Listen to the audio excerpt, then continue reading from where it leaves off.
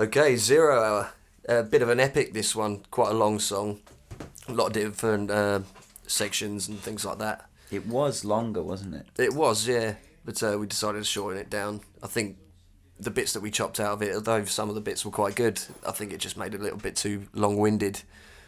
But yeah, we streamlined it down, and yeah, it works really, really nice now. It's got some real stomping riffs, nice sort of clean section, like heavy-duty harmony guitars. Some cool BVs again. Cool backing vocals. Pre-chorus just sort of come out of nowhere, really.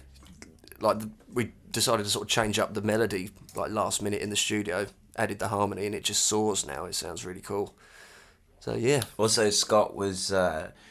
we had different drum beats, but when we worked with him, he really pulls apart the drum beats, and in that pre-chorus, we actually, I think it was like a more like double time, which is, you know, kind of faster, and he brought it right back down, and it was more of a kind of emphasis on saying, well, what would Lars do, you know, or what would Lars in 86 have done, kind of thing, you know, with the drums. And I like that approach, you know, that thorough kind of, you know, the song, the foundation of the song are the drums, so that, you know, to really focus on them at the start was really cool for me. Yeah, definitely. Yeah, it really brought out the vibe of that section a lot better. It was lost a little bit the way it was, but just bringing it back down to earth, it just sits really nice. And I think this was the second song that we completed for the record as a band. Yeah, second song we finished off on it. Yeah, I'd made a rough kind of demo of half the song at Steph's old house.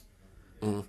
And then we got together and finished it, but it came together pretty naturally. And it's one that we enjoy playing in rehearsal or live. We've played it live a few times, and again, instant chorus. So for us, at least, songs like that work well because instant chorus, you're gonna win over people, and we do get a lot. 0 Hour. Yeah. So yeah, here you go, 0 Hour.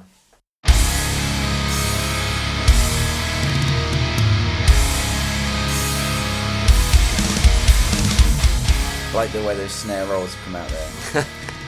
Yeah, it's subtle as a brick, them. Yeah. Sounds a bit like a blast beat. Yeah. But then Andrea's got some roots in like death metal and stuff. They're the sort of bands he was in before he joined us. So it's always good to have that like in your arsenal, you know, with your drummer. You can really sort of slam some really, really heavy beats out.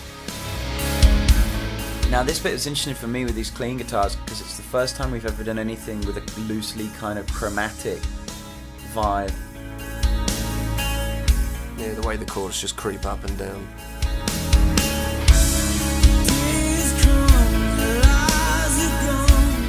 I think the lyrics are kind of about, you know, state of the world, whatever. We're all waiting for the 0 hour.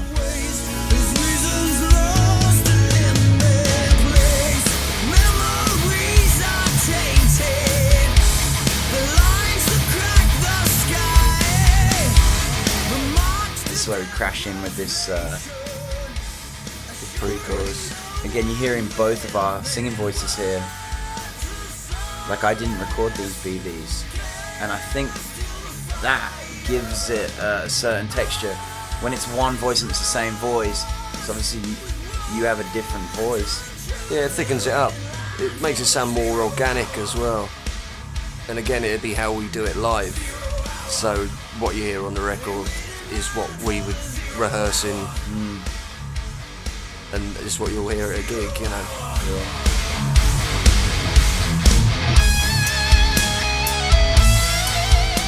Little melodic solo.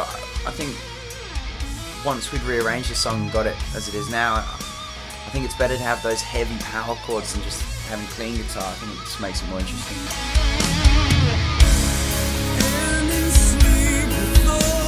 There are of course keyboards on this song. So. Yeah, courtesy of John Ewan. Well, there's one note. Yeah. I think we felt there were too many keyboards on play, so we were really cautious this time. Yeah, used them very, very sparingly. Just if it needed just a little bit of something in it. One note. Yeah, just...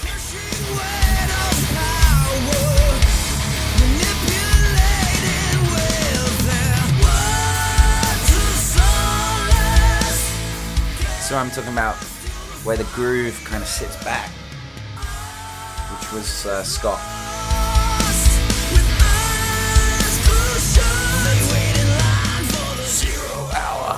You know, I actually wrote this chorus. I was out running, jogging. I thought he was on the toilet. No, jogging. Oh, I was probably on the toilet while you were jogging. That's probably it. Yeah. But we had the title, of course. And I was just running. And I was thinking like, yeah, 0 hour. So I sort of wrote the riff in my head. He sort of comes into rehearsal like, Joff, can you put this into music? 0 hour, dung, dung, dung, dung. Like, what the hell are you talking about, man? Nice breakdown here. Sort of builds and builds and builds. Sounds really cool. I like that we used a slightly distorted clean guitar there as well, so it's not too... Nice little song. It gives it a bit more teeth.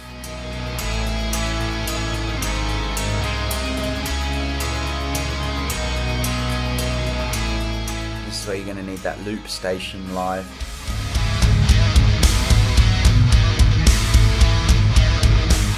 Again, I remember when we wrote this, I remember it really, you know, we were all very excited about even being in a band. Like, I mean, we've all been in bands for years, even though we're all in our like mid-20s, early 20s in the case of the other two. But we just suddenly felt like we were 16, 17 in our first band. There was that level of excitement again. Yeah, it was weird. Like, it's sort of like we all rediscovered ourselves a little bit. It's sort of like, oh yeah, I remember why I got so into bands like Metallica and Maiden in the first place, you know, and it was like starting afresh a little bit. Yeah, the whole thing was like a period of rediscovery, I think. Yeah. And probably just because we've had a lot of stability, we've been together 3 years, we've done 2 records together now. I think, you know, we were all just enjoying it, you know. Yeah, because we get into like the rehearsal room, jam for like 10 hours and do some writing, then sort of get the bus home, couple of tinnies, stick on Live After Death and all that kind of stuff. Just thinking, oh, I love this bit. Oh yeah, cool. Look at his trousers, aren't they stupid? Oh, Stay up till 4 in the morning, drinking and listening to metal. Listening to metal, yeah. And then we'd be in rehearsal 10 a.m. the next day, you know, stinking, queuing up for the bog after eating a dodgy pizza.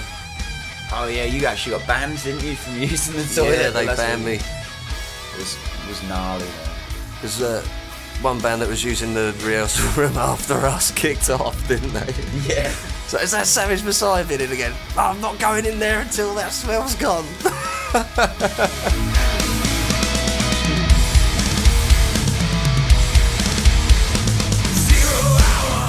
Yeah, so if it's you that complained and you listen to this, I do apologise from the very bottom of my heart for stinking out your rehearsal room. Yeah.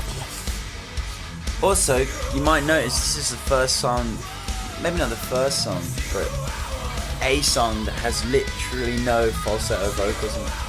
There are a few songs in this record, and I already said we were cautious with it, but it was quite actually nice to not. Because here we could have easily done screaming, but we did solos instead. I think it was a good decision. Good call, good call.